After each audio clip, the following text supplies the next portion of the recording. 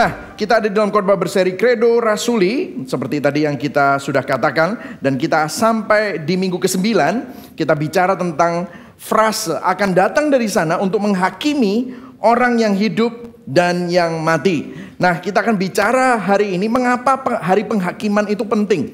Mungkin saudara bilang saudara nggak suka tentang hal-hal yang ada hubungannya dengan penghakiman. Tetapi ternyata penghakiman itu banyak positifnya, saudara ya. Mungkin saudara nggak ngerti apa positifnya dari penghakiman. Nah, hari ini kita akan bahas itu semua. Dan kita akan membaca Injil Yohanes untuk mengungkap beberapa wawasan mendalam mengenai hari penghakiman. Dan bagaimana itu adalah sesuatu yang positif dan kabar baik buat kita, tetapi juga kabar buruk buat orang-orang yang berdosa seperti saudara dan saya juga. Nah, kita akan melihat paradoks itu dan kita akan membahasnya satu persatu. Yohanes 12 ayat 41 sampai 50, saya akan membaca yang ganjil dan saudara membaca yang genap ya saudara ya. Saya akan mulai terlebih dahulu. Yohanes 12 ayat 41. Hal ini dikatakan oleh Yesaya karena ia telah melihat kemuliaannya dan telah berkata-kata tentang dia. 42. Namun banyak juga di antara pemimpin yang percaya kepadanya, tetapi oleh karena orang-orang Farisi mereka tidak mengakuinya berterus terang supaya mereka jangan dikucilkan. Sebab mereka lebih suka akan kehormatan manusia daripada kehormatan Allah. Ayat 44. Tetapi Yesus berseru kepadanya, barang siapa percaya kepadaku, ia bukan percaya kepadaku, tetapi kepada Dia yang telah mengutus aku. Dan barang siapa melihat aku, ia melihat Dia yang telah mengutus aku. Aku telah datang ke dalam dunia sebagai terang, supaya setiap orang yang percaya kepadaku jangan tinggal di dalam kegelapan. Dan jikalau seorang mendengar perkataanku tetapi tidak melakukannya, aku tidak menjadi hakimnya, sebab aku datang bukan untuk menghakimi dunia, melainkan untuk menyelamatkannya. Ayat 48, barang siapa menolak aku dan tidak menerima perkataanku, ia sudah ada hakimnya, yaitu firman yang telah kukatakan. Itulah yang akan menjadi hakimnya pada akhir zaman. Ayat 49, sebab aku berkata-kata bukan dari diriku sendiri, tetapi Bapa yang mengutus aku, Dialah yang memerintahkan aku untuk mengatakan apa yang harus aku katakan dan aku sampaikan. Ayat 50, dan aku tahu bahwa perintahnya itu jadi apa yang aku katakan, aku menyampaikannya sebagaimana yang difirmankan oleh Bapa kepadaku. Berbagai orang yang mendengar firman Tuhan, memelihara dalam hatinya dan melakukan dalam hidupnya. Nah, sekali lagi saudara, Credo Rasuli ini bukan firman Allah, tetapi cerminan firman Allah. Jadi Credo Rasuli tidak memiliki otoritas dari dirinya sendiri, tetapi mencerminkan terang firman Allah yang hidup. Jadi kita kenapa kok belajar Credo Rasuli sampai di minggu ke-9 ini ya saudara ya. Nanti kita akan belajar kosakata iman. Melalui pengakuan iman rasuli kita mempelajari kosakata iman dari kitab Yohanes untuk memberikan gambaran iman Kristen yang holistik. Baik secara doktrin maupun apa artinya bagi hidup kita. Nah, hari ini kita bicara tentang penghakiman. Saudara, penghakiman bukan topik yang populer. Saudara, kalau saudara pergi ke toko buku, saudara akan ketemu dengan The Original Chicken Soup of the Soul. Ya, itu untuk soul saudara, Care for the Soul. Tapi saudara tidak akan menemukan buku yang jadi bestseller, penghakiman bagi hidupmu. Gitu. Tidak akan laku, saudara. Kenapa? Karena manusia pada dasarnya tidak suka penghakiman. Bahkan kalau saudara perhatikan, ada banyak orang yang tidak percaya bahwa akan ada hari penghakiman. Bahkan punya gagasan bahwa Tuhan itu bukan Tuhan yang menghakimi, tapi Tuhan yang mengasihi. Tapi kita baru saja baca ayatnya bahwa Yesus sebelum dia disalibkan, itu di Yohanes 12. Yohanes 13 adalah Last Supper, di mana Yesus membasuh kaki murid-muridnya. Malam sebelumnya itu bicara tentang apa? Penghakiman. Jadi kalau Yesus sendiri yang bicara tentang penghakiman, artinya penghakiman itu penting, saudara. Bahkan hari terakhir sebelum dia ditangkap, dia bicara tentang penghakiman. Makanya poin saya ada 3 hari ini. Mengapa harus ada penghakiman? Penghakiman itu bukan hal yang negatif, tetapi justru merupakan sesuatu yang positif.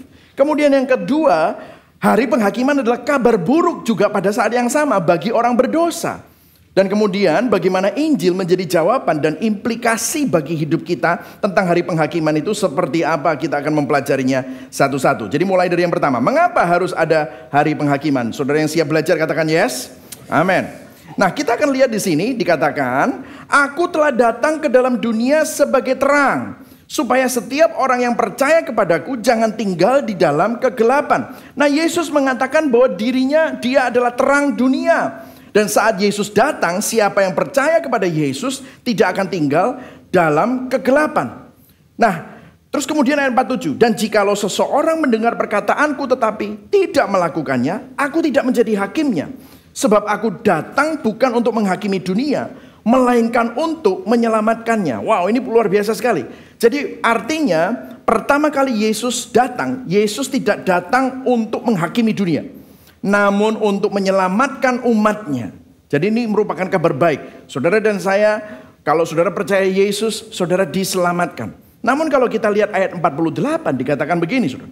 Barang siapa menolak aku dan tidak menerima perkataanku, ayo yang di highlight baca sama-sama 1, 2, 3. Ia sudah ada hakimnya, yaitu firman yang telah kukatakan. Itulah yang akan menjadi hakimnya pada akhir zaman. Jadi baru saja Yesus mengatakan dia tidak datang menjadi hakim, namun dia menjelaskan bahwa akan ada penghakiman.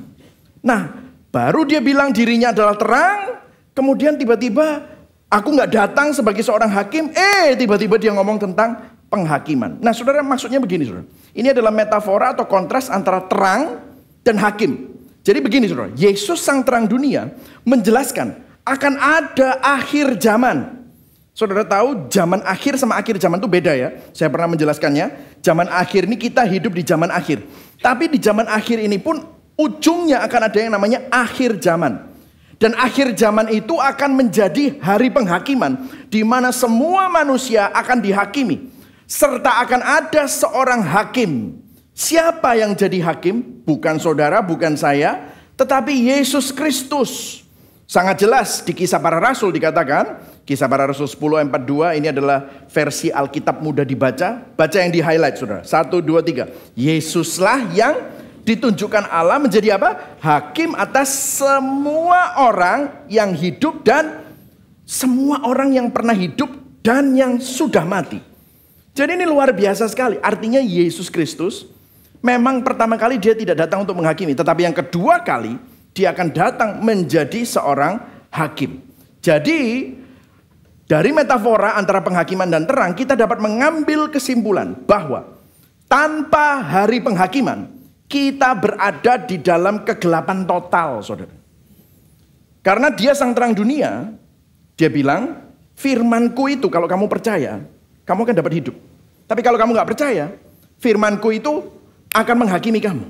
Artinya begini, saudara. Kalau ada hakim, berarti ada yang benar dan yang salah. Betul, betul. Kalau ada hakim, berarti ada hitam dan ada putih. Tetapi jika tidak ada hakim yang menentukan standar kebenaran, maka tidak ada standar moral atau kebenaran yang mutlak. Dan dikatakan kalau misalnya gini, tanpa hari penghakiman kita berada dalam kegelapan total, saudara. Karena artinya bingung, yang benar yang salah yang mana. Yang hitam dan yang putih yang mana yang benar. Kita nggak tahu. Nah, saya akan menjelaskan kepada saudara, oke, dengan beberapa ilustrasi. Nah, ada seorang penulis yang namanya Arthur Asher Miller. Dia adalah seorang penulis naskah, drama, esai, dan penulis skenario di teater Amerika di abad ke-20. Dalam naskah dramanya yang berjudul After the Fall, dia mendeskripsikan gambaran tentang konsep penghakiman yang dia tolak sebagai orang liberal.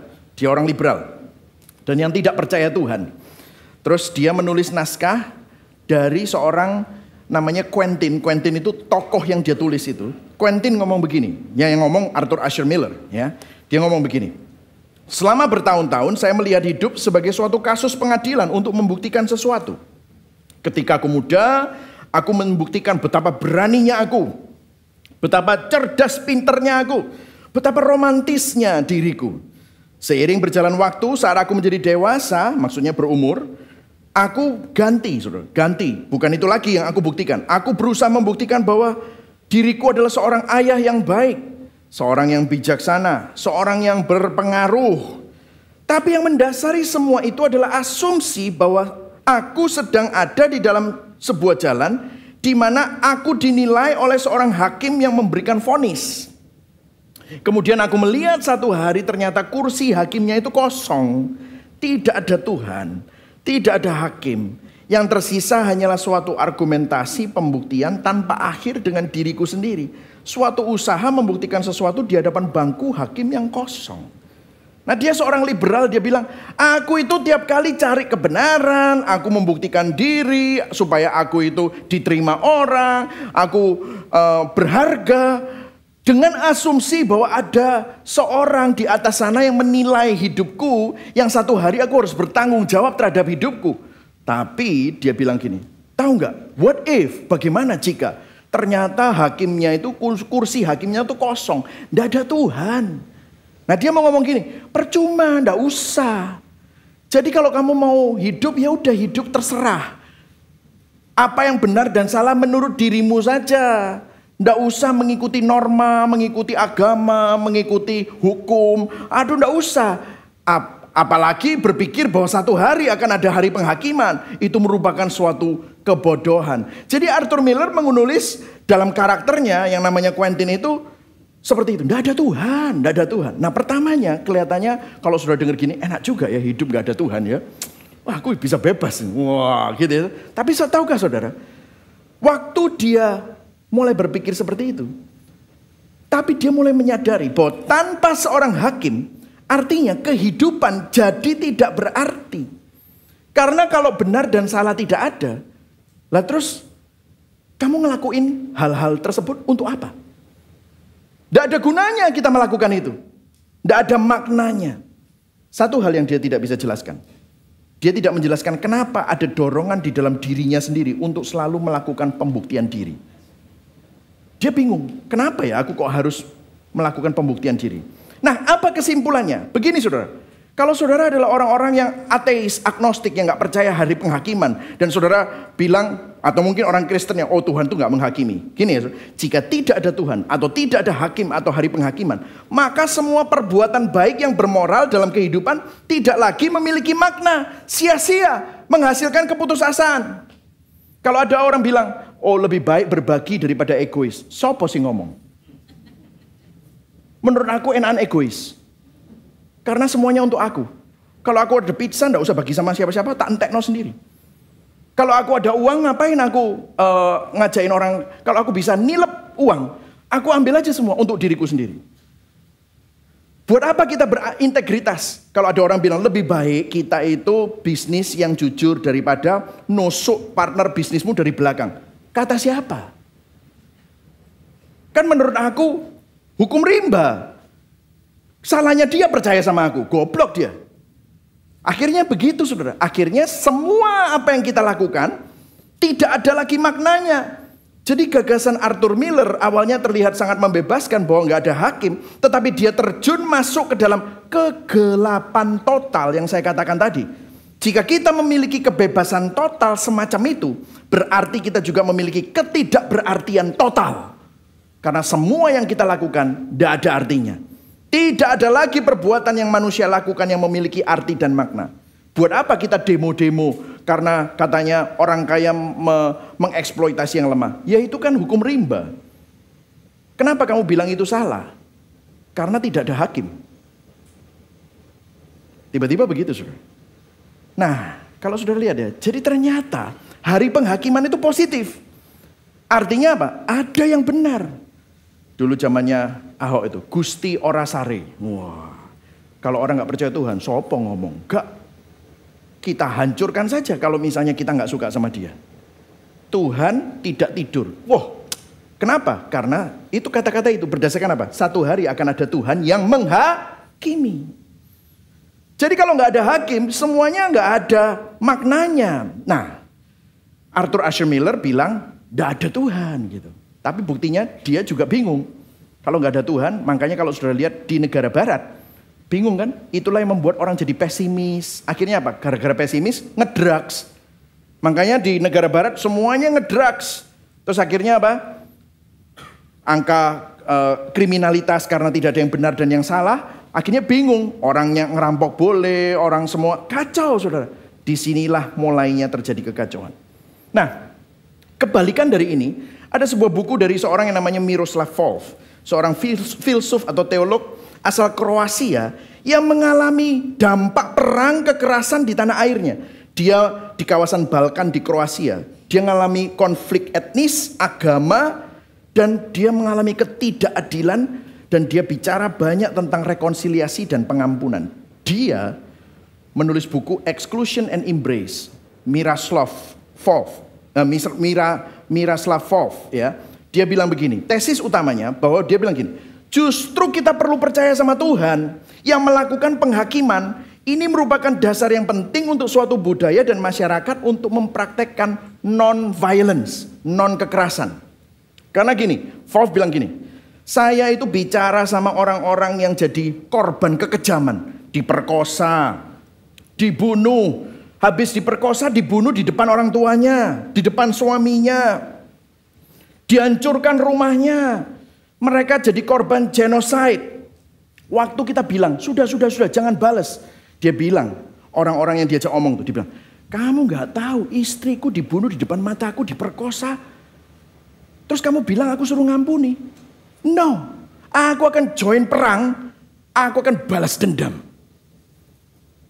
Terus Miroslav bilang gini, si Volf bilang begini, satu-satunya cara menenangkan korban-korban ini adalah begini. Kalau bisa bilang, ada Tuhan yang ngelihat semua ini. Kamu gak usah balas dendam. Karena Tuhan itu bukan kamu dan kamu bukan Tuhan. Biarlah Tuhan saja yang membalas.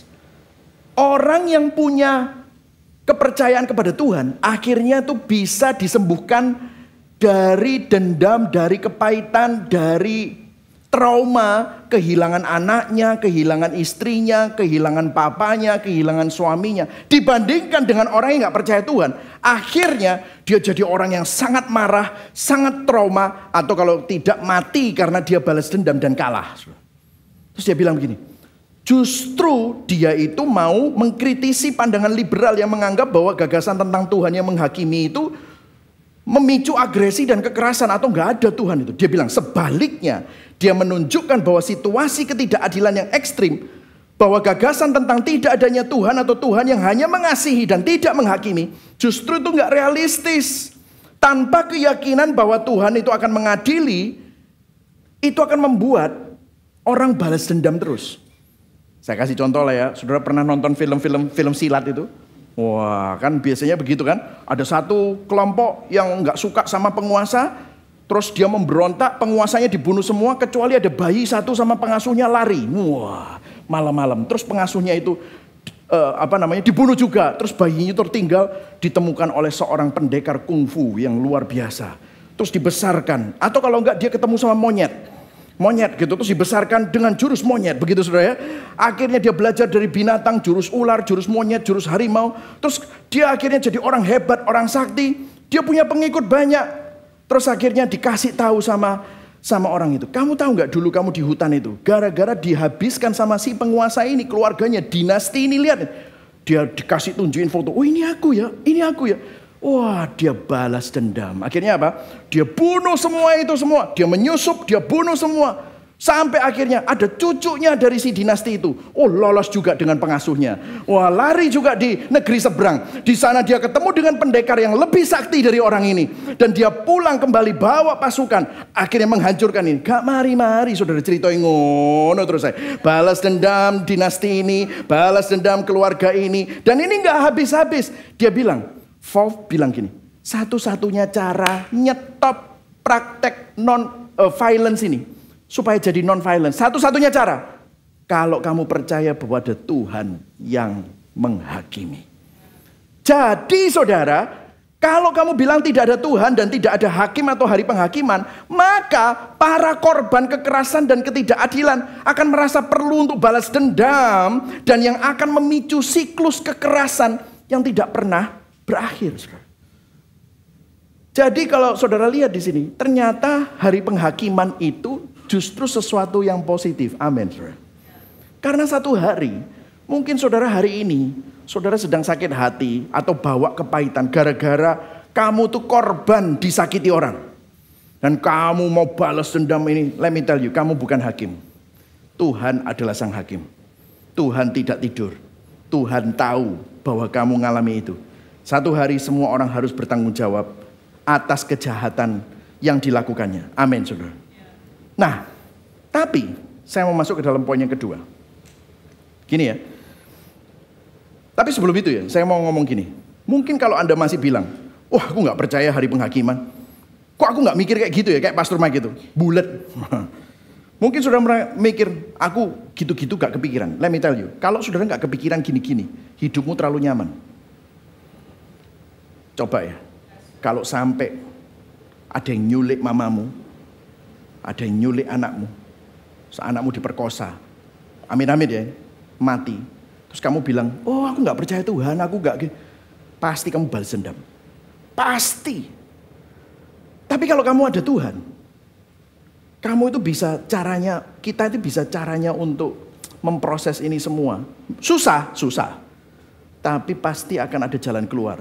Karena akhirnya kamu percaya bahwa akan ada suatu keadilan yang akhirnya harus dipertanggungjawabkan di akhirat nanti.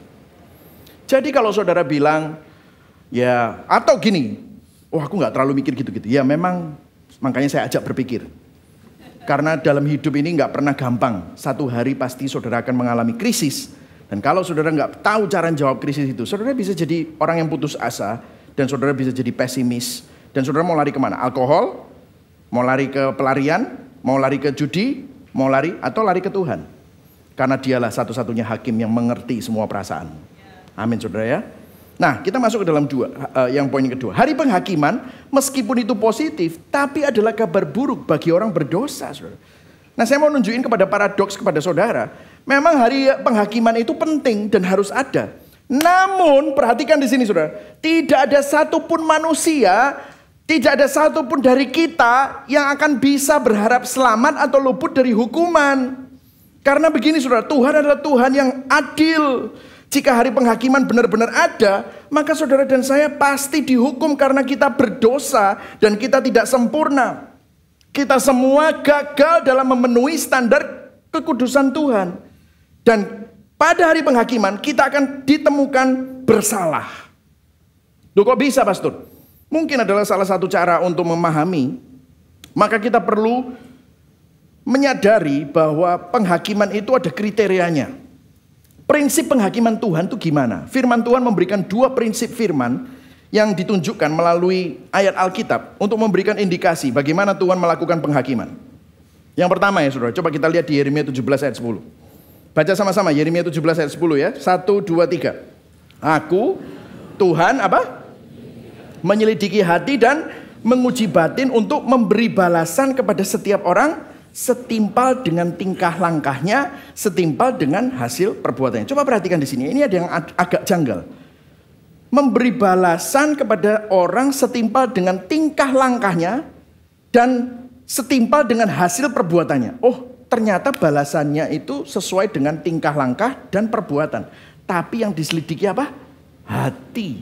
Yang diselidiki apa? Diuji apa? Batin. Jadi Yeremia berkata Tuhan menyelidiki hati manusia dan memberikan balasan sesuai dengan niat dan motivasi batin mereka waktu sudah dibuahi di dalam perbuatan. Saudara. Coba lihat 1 Samuel 16 ayat 7. Tetapi Tuhan berkata kepada Samuel, jangan pandang parasnya atau perawaan yang tinggi sebab aku telah menolaknya. Bukan yang dilihat manusia, yang dilihat Allah. Baca yang di highlight 1, 2, 3. Manusia melihat apa yang di depan mata, tetapi Tuhan melihat hati. Jadi ayat ini menunjukkan bahwa Tuhan melihat hati manusia, bukan tindakan eksternal. Tadi kalau sudah lihat baca di Yohanes 12 ayat 42-43. Ternyata ada orang-orang Farisi yang sebenarnya percaya sama Yesus. Tapi gak mau ngaku dan berterus terang karena takut dikucilkan. Mereka lebih suka akan kehormatan manusia daripada kehormatan Allah. Dan habis itu saudara lihat Yesus ngomong tentang penghakiman. Jadi prinsip penghakiman Tuhan itu berfokus pada hati manusia. Matius 15 ayat 8-9 dikatakan, saya nggak ada di sini. Bangsa ini memuliakan aku dengan bibirnya, tapi hatinya jauh daripadaku. Percuma mereka beribadah kepadaku. Saudara, banyak orang kelihatannya beribadah loh. Banyak orang yang tampaknya baik secara eksternal. Tadi katekismusnya sangat bagus saudara. Dikatakan kalau kita beribadah motivasi kita apa?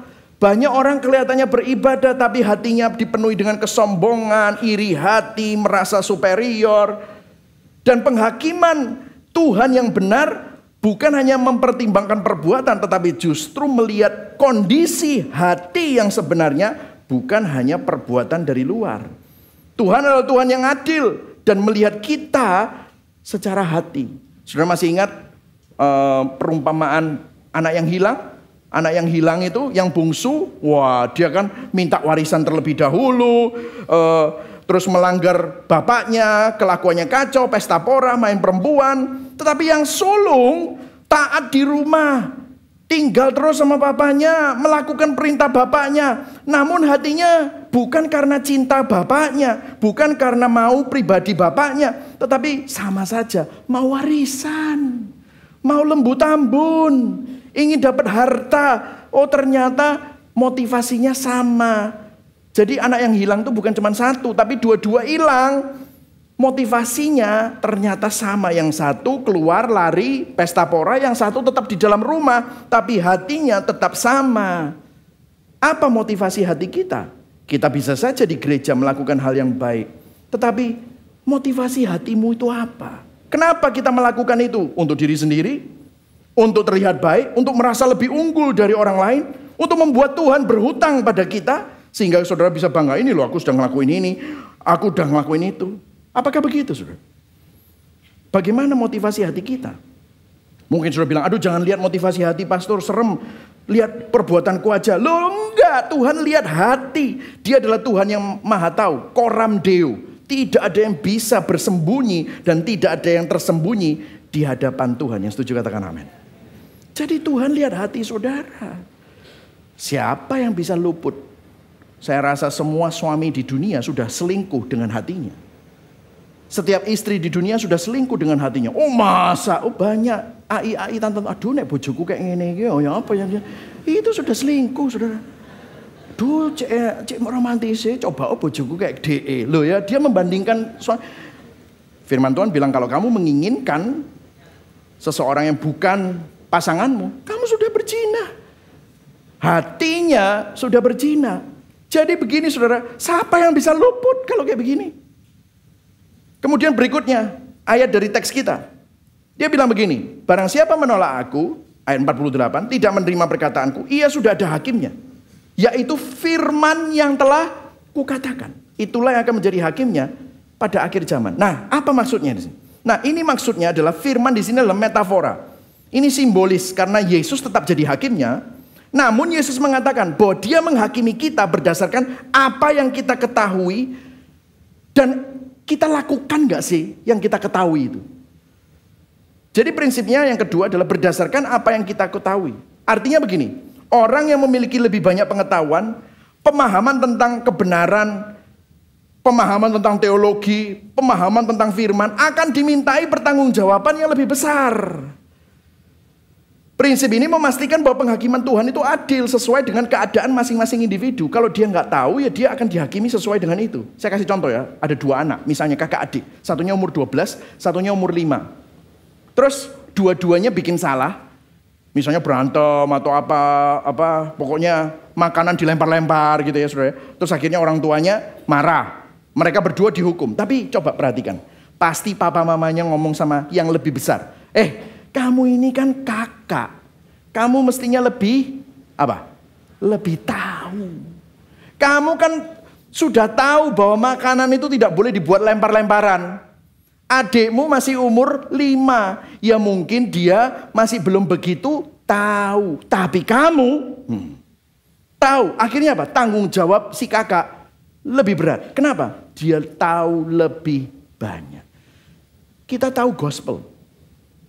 Ada yang bilang sama saya, Pak, gak ada topik yang lain tak Pak? Gospel,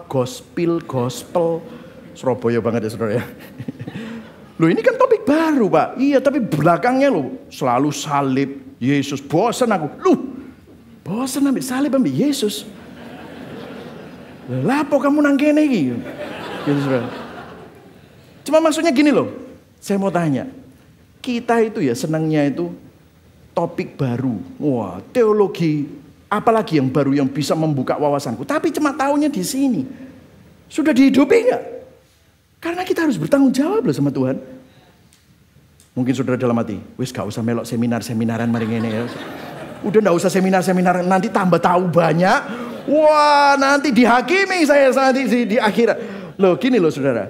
Saudara mau nggak seminar itu saudara kalau ngikuti Grace Loan Ministry, keluar terus saudara baca. Loh tahu kan? Jadi gini loh saudara, berdasarkan apa yang kita ketahui. Saudara lihat ya, meskipun kamu nggak tahu. Roma 2 ayat 13-16 dikatakan begini. Ini Rasul Paulus yang bilang. Dia menjelaskan, orang yang nggak tahu hukum Taurat tetap dihakimi sesuai dengan apa yang dia tahu. Karena bukanlah orang yang mendengar hukum Taurat yang benar di hadapan Allah, tetapi orang yang melakukan hukum Taurat lah yang akan dibenarkan. Coba bisa nggak melakukan hukum Taurat? Nggak bisa. Apabila bangsa-bangsa lain yang tidak memiliki hukum Taurat, oleh dorongan diri sendiri melakukan apa yang dituntut hukum Taurat, maka walaupun mereka tidak memiliki hukum Taurat, mereka menjadi hukum Taurat bagi diri mereka sendiri. Itu namanya hati nurani. Jadi Paulus dalam Roma 2 menjelaskan bahwa kita dihakimi sesuai dengan kebenaran yang kita ketahui meskipun cuma sedikit. Tapi dilakukan nggak sih kebenaran itu? Ayat 15. Sebab dengan itu mereka menunjukkan bahwa isi hukum Taurat ada tertulis di dalam hati mereka. Dan suara hati mereka turut bersaksi dan pikiran mereka saling menuduh atau saling membela. Jadi ternyata tetap saja. Dan kabar buruknya, nggak ada dari kita yang mampu melakukannya. Ayat 16. Hal itu akan nampak pada hari bila mana Allah sesuai dengan Injil yang kuberitakan. Ayo baca sama-sama di garis bawah yang terakhir. Akan menghakimi segala sesuatu yang tersembunyi dalam hati manusia. Oleh siapa? Kristus Yesus. Kalau saudara tahu gospel, saudara ngerti Injil, ngerti teologi, apakah kita sudah melakukan apa yang kita ketahui dan pahami? Jadi kalau saudara cuman tahu, makanya saya selalu bilang, masukin di dalam hati, karena dari hatilah terpancar kehidupan. Kamu ngelakuin sesuai enggak? Jadi kalau kita lihat, kita bisa membandingkan pandangan tentang penghakiman itu ada dua kubu. Yang liberal, menolak percaya pada hari penghakiman. Oh, merasa bebas menentukan apa yang benar dan salah tanpa tanggung jawab ilahi. Wah, nggak usah. Tapi masalahnya begini, akhirnya kehilangan makna. Makna kehidupan gak ada lagi. Semuanya sia-sia. Kenapa? Gak ada yang benar, gak ada yang salah. Akan menuju kepada keputusasaan moral dan keputusasaan sosial. Saudara bisa melihat apa yang terjadi di dunia barat. Bagaimana mereka mulai hancur. Mulai kacau. Awalnya bagus. Tetapi yang satunya ini juga parah. Legalistik. Percaya pada hari penghakiman. Tapi dia berpikir, oh kalau ada hari penghakiman tenang aja, aku pasti lewat. Soalnya amalku, aku orang rohani. Lihat, masih ingat gak di Matius 7? Ada orang yang bilang, Tuhan bukankah aku sudah bernubuat demi namamu? Bukankah aku sudah mengusir setan demi namamu? Bukankah aku sudah menyembuhkan orang sakit demi namamu? Ini orang ada loh saudara yang frustrasi sama saya. Pak, saya mau ke kantor Bapak. Kenapa? Saya mau konseling. Oh ya, kenapa? Ada masalah apa? Masalah Alkitab. Masalah Alkitab. Luar biasa sekali. Saya coba datang. Waktu datang gitu, dibuka Matius 7. Ini loh Pak, lihat. Mengusir setan, bernubuat, menyembuhkan orang sakit. Iki level hamba Tuhan Pak. Aku iki bisnismen dodolan toko kelontong ini gak iso nyembuhno nubuat, gak iso nyembuhno siapa-siapa. Aku pasti masuk neraka. Buat apa aku ke gereja? Wong yang sudah level nubuat, level menyembuhkan, level ngusir setan loh Pak. Tuhan Yesus bilang gak kenal. Mati aku Pak. Stres, gak iso turu aku Pak. No. Dia bilang gitu. Nah, saya ceritakan. Orang-orang itu bermegahnya sama apa? Aku sudah. Injil. Yesus yang sudah. Kamu gak bisa. Kamu gak mampu. Yesus terlebih dulu. Yesus sudah. Maka sekarang kita bisa. Kenapa kok Yesus ngomong gitu? Karena nama Yesus gak even disebut. Iman gak even disebut-sebut. Karya salib gak even disebut. Yang disebut apa? Bernubuat. Yang disebut apa? Bermegah pada apa? Ngusir setan. Perbuatannya. Itu orang-orang legalistik. Percaya pada hari penghakiman. Berpikir mampu jadi orang baik dan berkenan dengan moralnya. Memiliki rasa superior. Makanya ketemu banyak orang kelihatannya rohani. Sombong setengah mati. Kelihatannya sangat rajin di gereja, tapi sangat suka menghakimi. Dia suka menindas mereka yang dianggap tidak memenuhi standar moral. Berpikir bahwa kita dapat melewati penghakiman dengan usaha kita sendiri adalah ilusi dan berbahaya. Jadi kalau saudara lihat, pandangan ini dua-dua tidak menjawab. Penghakiman tetap ada dan kita tidak bisa luput. Nah terus jawabannya gimana? Puji Tuhan ada jawaban jalan ketiga, yaitu Injil. Bagaimana Injil menjawab dan implikasinya bagi kita? Nah sebelum saya menjawab, saya mau kita memperhatikan ayat 44. Ayat 44 ini ada satu kata yang miss di perjanjian baru ini dalam bahasa Indonesianya. Dikatakan ayat 44, tetapi Yesus berseru. Katakan sama-sama berseru. Berseru. Nah berseru di sini bahasa aslinya adalah cried out, menangis sambil teriak. Jadi dia bukan cuma hanya berseru. Dia berkata gini, barang siapa percaya kepadaku, ia bukan percaya kepadaku sambil nangis, saudara. Tetapi kepada dia yang telah mengutus aku, dan barang siapa melihat aku, ia melihat dia yang telah mengutus aku. Yesus mau berkata sambil nangis dan berseru, mengeluarkan air mata. Penghakiman itu akan datang dan aku tok, sayalah. Akulah satu-satunya jalan keluar. Akulah satu-satunya cara agar kamu dapat berdamai dengan Bapa. Aku adalah wakil dari Bapa. Kalau kamu nolak aku, kamu menolak Bapa. Akulah satu-satunya jalan untuk melewati penghakiman. Tapi dia ngomong gini sambil menangis dan berseru. Saudara perhatikan di sini.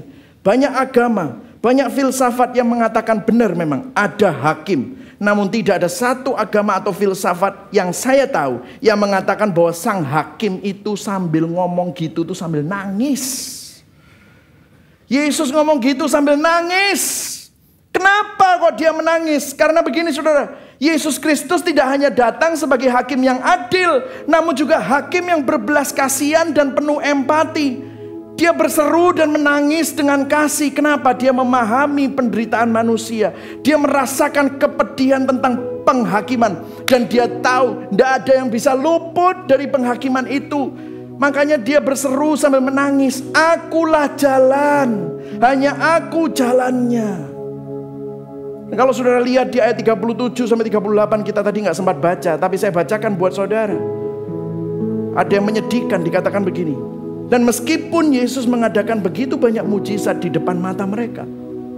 Baca sama-sama yang digarisbawahi sampai selesai itu ya.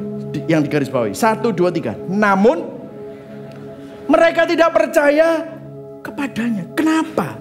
Yesus kan bawa keselamatan, tapi kenapa kok orang-orang nggak percaya? Kenapa? Why? Karena orang-orang percaya pada waktu itu Mesias itu bukan cuma hanya hakim yang ngomong tentang keadilan saja, tetapi hakim yang bisa melaksanakan keadilan. Nah, Yesus terlihat lemah. Yesus terlihat tidak punya kekuatan politik, tidak mempunyai kekuatan militer untuk melaksanakan keadilan. Makanya dikatakan mereka nggak percaya. Mosok ini orang kayak gini mana bisa melaksanakan keadilan? Tapi lihat, keadilan yang Tuhan tunjukkan melalui Kristus. 38. Supaya genaplah firman yang disampaikan oleh Nabi Yesaya. Tuhan, siapakah yang percaya kepada pemberitaan kami? Dan kepada siapakah tangan kekuasaan Tuhan dinyatakan? Disinilah kunci gospel connection-nya.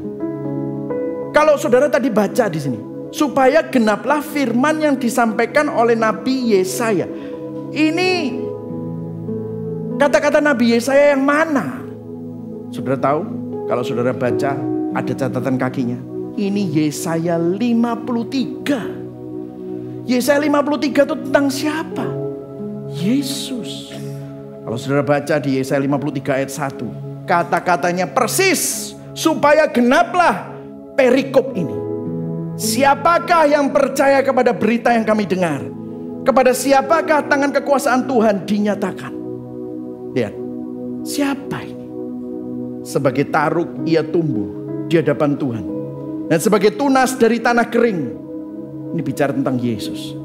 Ia tidak tampan, semaraknya pun tidak ada, sehingga kita memandang dia. Rupa pun tidak, sehingga kita menginginkan dia. Siapa itu? Yesus. Lihat apa yang Yesus lalui. Sang hakim loh ini. Sang hakim agung yang akan menghakimi kita semua. Ia dihina. Dia dihindari orang. Seorang yang penuh kesengsaraan, yang biasa menderita kesakitan, ia sangat dihina, sehingga orang menutup mukanya terhadap dia. Bagi kita pun dia tidak masuk hitungan. Tetapi waktu dia mengalami itu semua, apa yang sebenarnya dilakukan? Apa yang sang hakim ini lakukan? Ayat 4. Tetapi sesungguhnya penyakit kitalah yang ditanggungnya, kesengsaraan kita yang dipikulnya. Padahal kita mengira dia kena tulah, kita mengira dia dipukul dan ditindas Allah. Ayat 5. Tetapi dia tertikam oleh karena pemberontakan saudara dan saya, yang seharusnya kita yang dihakimi. Dia diremukkan oleh karena kejahatan kita. Ganjaran yang mendatangkan keselamatan bagi kita ditimpakan kepadanya, dan oleh bilur-bilurnya kita menjadi sembuh. Yesus menanggung penghakiman saudara dan saya atas dirinya sendiri. Sang hakim itu tidak terus berdiri dan duduk di kursi hakimnya, turun menanggung penghakiman yang seharusnya saudara dan saya alami. Disalib, Yesus menjadi hamba yang menanggung penghukuman kita. Melalui ditolaknya dia, kita diterima. Melalui penderitaannya, kita dibenarkan. Melalui penghukumannya, saudara dan saya diampuni. Sang hakim rela mengalami kehinaan supaya saudara dipulihkan. Melalui kesakitannya, oleh bilur-bilurnya kita disembuhkan. Yesus Kristus adalah sang hakim agung, namun dihakimi untuk saudara dan saya. Menanggung penghakiman kita untuk menyelesaikan rencana penebusan Bapa melalui karya salibnya secara sempurna. Berikan tepuk tangan buat Tuhan. Inilah Injil sebagai jalan ketiga. Saudara tidak legalis, saudara tidak liberal, tapi saudara orang berinjil. Saudara menerima ini. Saudara yang percaya di dalam Kristus, saudara yang ada di dalam Kristus, kita tidak perlu takut akan penghakiman di masa depan, karena penghakiman kita sudah ditanggung oleh Yesus sang hakim agung kita. Keadilan Allah dan kasih Allah bertemu di salib. Ini memberikan kita kebebasan untuk hidup dengan keyakinan bahwa kita sudah diterima dan diampuni oleh Tuhan. Saudara, implikasinya besar, saudara. Sekarang di dalam Kristus kita bisa hidup dengan tenang di antara dua penghakiman. Penghakiman masa lalu, yaitu apa? Kristus telah menanggung penghakiman kita di kayu salib, sehingga melalui Kristus kita nggak perlu takut akan penghakiman di masa depan. Karena saudara diterima, saudara dikasihi, bukan karena saudara baik, tetapi karena Kristus sang hakim agung yang baik, yang sempurna, yang adil, harus dihukum di tempat saudara. Itulah sebabnya saudara dibenarkan. Itulah sebabnya saudara diampuni oleh Tuhan. Itu penghakiman yang pertama. Penghakiman yang kedua, penghakiman masa depan. Saudara sekarang gak perlu balas dendam. Saudara gak perlu marah. Saudara bisa ngampuni. Kenapa? Karena saudara tahu di masa depan akan ada penghakiman akhir, di mana semua orang akan diadili. Kita hidup dengan pengharapan bahwa keadilan akan ditegakkan pada akhirnya. Dan kita yang percaya aman karena kita dibenarkan di dalam Yesus Kristus. Kita bisa mengampuni, kita bisa dibebaskan dari keinginan untuk balas dendam. Karena saudara sudah menerima kasih, menerima pengampunan. Seharusnya saudara juga dihukum, tapi sekarang saudara sudah bebas. No more condemnation for those who are in Christ Jesus. Roma 8 ayat 1. Tidak ada lagi penghukuman bagi mereka yang ada di dalam Yesus Kristus. Yang setuju katakan amin. Tidak ada lagi penghukuman. Tidak ada yang bisa menggugat. Siapa yang bisa menggugat kita? Tidak ada. Karena sang hakim agung sudah melunasinya, sudah menjalaninya. Selain dua penghakiman ini, ada satu penghakiman lagi sebenarnya. Mungkin saudara hari ini tidak percaya pada penghakiman kekal. Tapi tahukah saudara, setiap hari hidup kita di dunia ini sangat dihakimi. Saudara tahu kita ini hidup di dunia yang sangat menghakimi. Kita hidup di dalam dunia yang senantiasa menghakimi dan mengevaluasi hidup kita semua. Sudah pernah salaman sama orang, terus habis itu orangnya salaman, terus dilihat saudara dari atas ke bawah. Pernah? Atau mungkin ibu-ibu, tasih merek apa ya? Ini asli tak korsetan nih. Kok kenceng? Botok sih wake. Dinilai. Saudara, asetmu dinilai. Penampilanmu dinilai. Keluargamu dinilai. Rumahmu dinilai. Referensimu dinilai. Pakaianmu dinilai. Lingkar pinggangmu dinilai. Rekam jejak kita dinilai, bahkan sosial media mengevaluasi Anda dengan algoritmanya. Postingan Anda pun dievaluasi. Inilah sistem dunia. Bagaimana kita bisa tenang dengan performa kita yang selalu dievaluasi?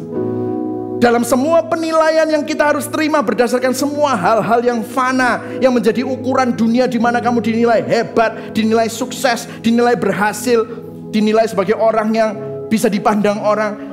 Bagaimana kita bisa hidup dengan tenang dan memuliakan Tuhan? Perhatikan di sini. Kalau saudara sadar, orang berinjil, bukan orang legalis, bukan orang liberalis, tapi saudara orang berinjil. Saudara ya, di dalam Kristus kita memiliki citra diri yang sudah diperbarui. Amin, saudara.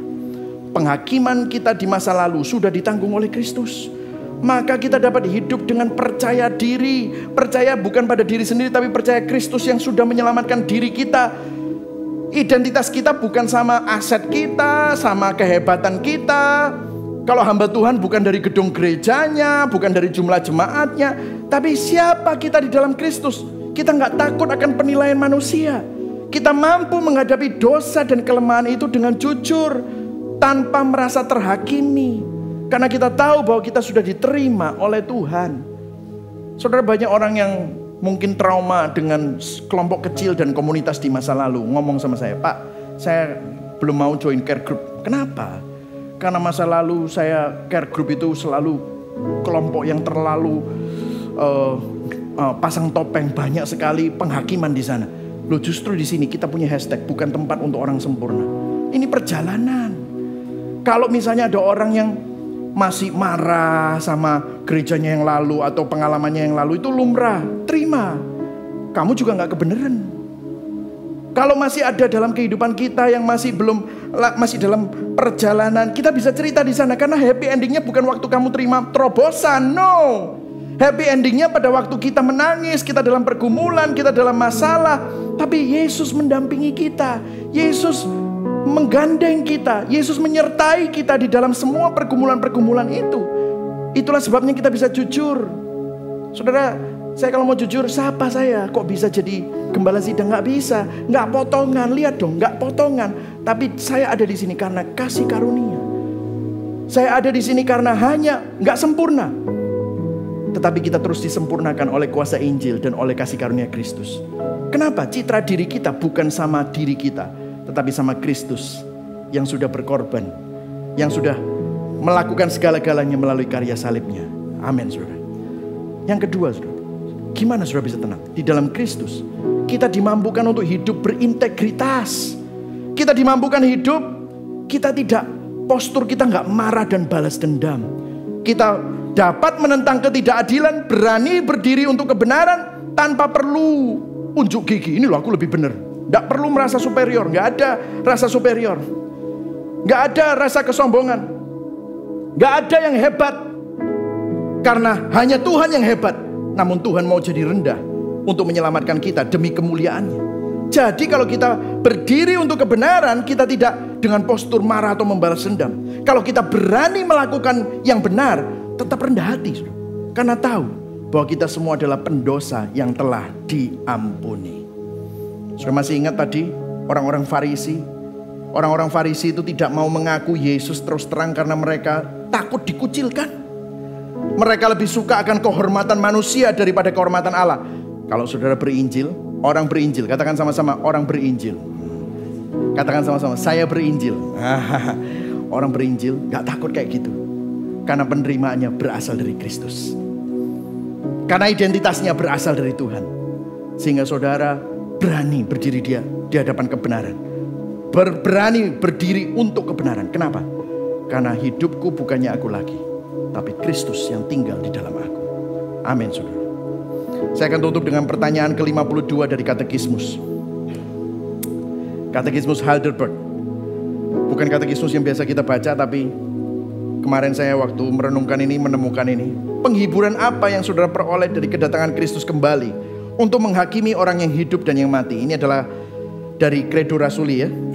Menghakimi orang yang hidup dan yang mati. Dikatakan begini, bahwa dalam segala kedukaan dan penganiayaan, dengan kepala tegak, aku tetap menantikan kedatangan Dia yang dahulu menghadapi pengadilan Allah guna kebaikan. Di mana Yesus menghadapi pengadilan Allah? Disalib.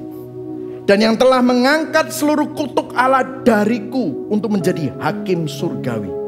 Dia akan membuang semua musuhnya, yang adalah juga musuhku, ke tempat kutuk yang kekal. B.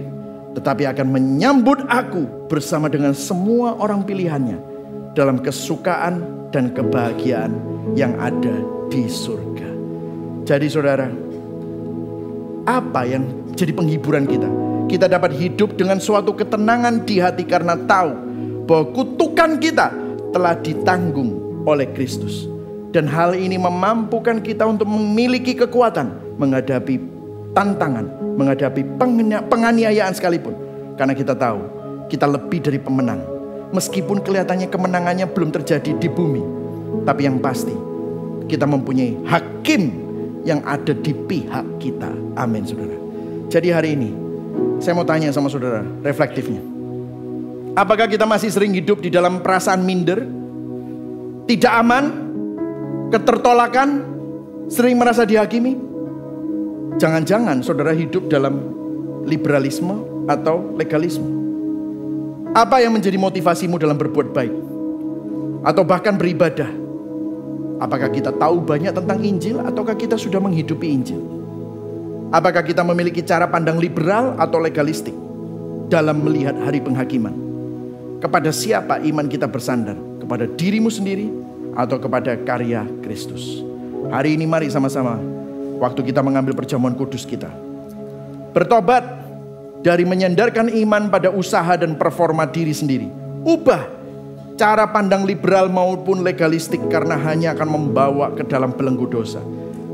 Rubah pandang kepada Kristus, Sang Hakim Agung yang rela dihakimi bagi saudara dan menanggung hukuman saudara dan saya, supaya kita yang percaya dapat diterima. Katakan sama-sama, saya diterima. Kita dapat dibenarkan. Katakan sama-sama, saya dibenarkan. Amin. Dikasihi. Katakan sama-sama, saya dikasihi. Saudara dapat hidup untuk kemuliaan bagi Tuhan. Soli Deo Gloria. Berikan tepuk tangan buat Tuhan. Amin saudara. Mari sama-sama kita bangkit berdiri.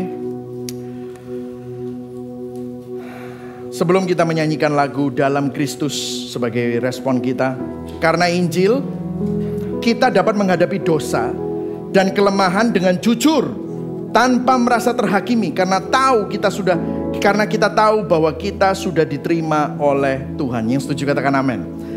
Saudara diterima oleh Tuhan, amin. Penghakiman kita ditanggung oleh Kristus, maka citra diri kita diperbaharui sehingga kita dapat hidup percaya diri tanpa rasa minder dan takut akan penilaian manusia. Karena Injil, kita mampu menentang ketidakadilan dan berdiri untuk kebenaran tanpa perasaan marah atau balas dendam. Kita berani untuk melakukan yang benar namun tetap rendah hati, karena sadar bahwa kita adalah pendosa yang telah diampuni.